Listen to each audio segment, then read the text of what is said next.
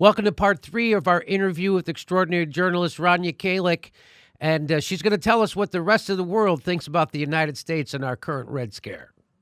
I can't get over since I started. So I was a nightclub comedian, still am, for many years. And as I started to do the news, I get into the news business in around 2008, 2009.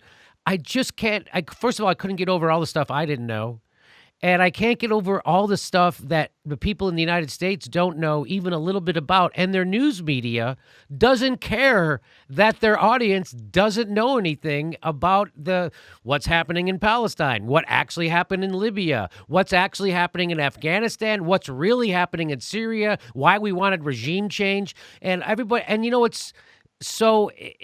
are you, I guess my question is, are you as stunned as I am at how ignorant the news media in the United States keeps the electorate? You know what? It's in so many ways by design, it's stunning. But like what I will say is I did spend some time being based in the Middle East.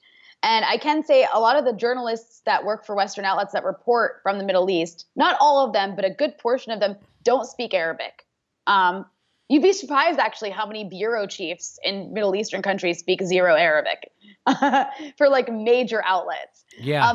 That's not by accident. I mean, I think that in some ways the coverage is supposed to be superficial and crappy because in many ways, I mean, a lot of these corporate outlets in the U.S. want to basically just push the American foreign policy line that's in line with the State Department. I mean, look at the Russia coverage right now. I think that's why you get a lot of these insane conspiracy theories about Russia that like all these media outlets keep having to retract, like CNN did recently, because that's what's encouraged is just this kind of like substanceless, trumpeting of whatever the State Department is pushing out, even under Trump, which is funny. But yeah, I mean, I think I think like it is stunning, but once you see like, it's not that a bunch of these journalists who work at like the New York Times or the CNN are all evil.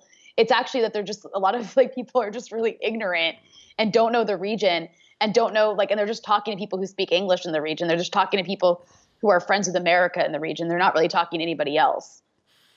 And do you have any thoughts on what the government's doing to, over Russiagate? They're doing what they're doing to RT here in America. So people want to paint the people who work for RT or do shows on there as some kind of Russian agents, and they don't have the guts to tell the truth about Putin, that's what we're lacking in the United States. Yeah, there's not enough criticism of Putin. Right. Yeah. So people don't realize that most of the people or a lot of the people who ended up on RT ended up there because they actually did tell the truth on corporate television and they had to leave. Right. Like Ed Schultz. Ed Schultz told the truth about the TPP. And Comcast, which was for it, said goodbye. You have to go somewhere else. So he ends up on RT, and then you have every other asshole in the media, the corporate media, smearing RT and guys like Ed Schultz who are just trying to get the word out, the truth about what's happening in the United States. And unfortunately, corporate America doesn't provide a platform to do that. They have to go to a Russian platform to do that. And then people smear them with this bullshit McCarthyism I never thought I'd see it in my lifetime again, but here it is, and it's being pushed by the left. Isn't that what's really shocking? Yeah, I mean, there's people who I thought were really, really smart, intelligent people, and I see them playing into this stuff, and it really is, especially watching from abroad, it just looks so absurd. It's like America's in this panic, like this moral panic about Russia.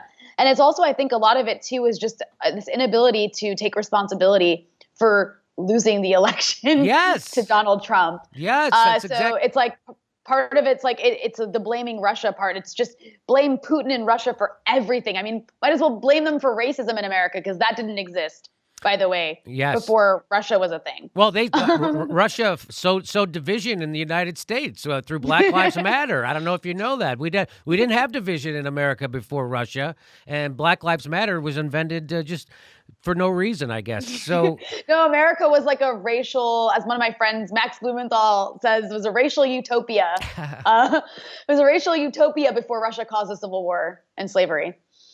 So you do have a vantage point from being outside the country. Chomsky says the world's laughing at us over this Russia thing. Are you finding that to be the case too? Yeah, not just the Russia thing, everything. I mean, Donald Trump is the president of America, and people abroad just like laugh. I mean, they don't take I mean, some people who like the idea of American empire, which I don't, get really upset about this, but they're just like, they don't take us seriously anymore. They're all laughing at us like it's this big sad thing. But no, I mean, I think one thing that's really striking is it's kind of like you're watching the decline of America from afar. Like especially being in Europe right now. I mean, what I see happening is there was these massive tax cuts that were just passed, right? Where you've got like private jet owners get massive tax breaks for having private jets. That's what was just passed. And like poor people are going to get their taxes going up. And like my parents have been working their entire lives at working class jobs, and they were immigrants, and they have no retirement. My parents have no retirement money to like retire on. And I'm in Germany, and if I stay a German resident for 3 years, I can get a pension. Like it's just, I know it's just amazing. It's amazing like what people in Europe get compared to what people in America get. Like I'm still paying off student loans in America for going to school. Like the US punishes its young people for going to school. And when you spend some time in Europe, which sometimes feels like the future, it feels like you're in the future, and you compare it to the US where like bridges are just like decaying and the train systems, failing in New York and in DC, it just really does look like you're watching the US in decline, and Trump is like accelerating that. And I mean, my family lives in the US, so I hope I'm wrong when I say that, but it really does just seem like the US is moving down, and people, I think this is kind of the beginning of the end of American empire. Yeah, I think the end is a lot closer than people think. All it's going to take is for one more stock market crash, Yeah. and that one's going to be for real, and that's going to be for a long time. And so, boy, oh boy. Well, listen, Rania, let me make sure I pronounce your name, Rania Khalek. Correct? Yeah. Fantastic. I feel good.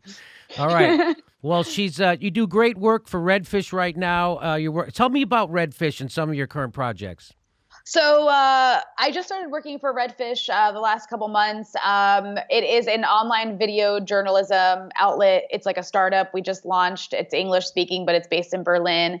And we have a couple of videos that went up so far. My colleagues did one on Grenfell, the tower that burned in the UK, one on Catalonia.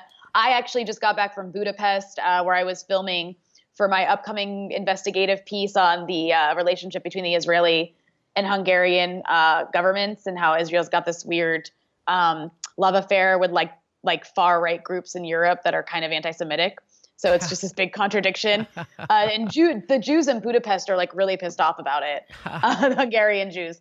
So that'll be an interesting video report coming out next month. So we're working on a lot of pretty cool things. I'm excited about it. It's kind of my first experience with video, so hopefully I don't fall on my face. But yeah, that's what Redfish is, and that's what I'm working on right now. Otherwise, I used to write for Alternet. A lot of my recent work from the Middle East can be read there. But really, Jimmy, thank you so much for having me on. I'm a big fan of your show, so it's kind of it's very exciting to be on. Well, thank you so much. It's always great to have a real journalist come in and inform people instead of a jag-off nightclub guy like me who's sitting in his garage. So thank you so much for doing that, and thanks for enlightening us. And please, if you ever have anything you want to talk about, please let us know and come back on and let our audience know. Will do. Thank you.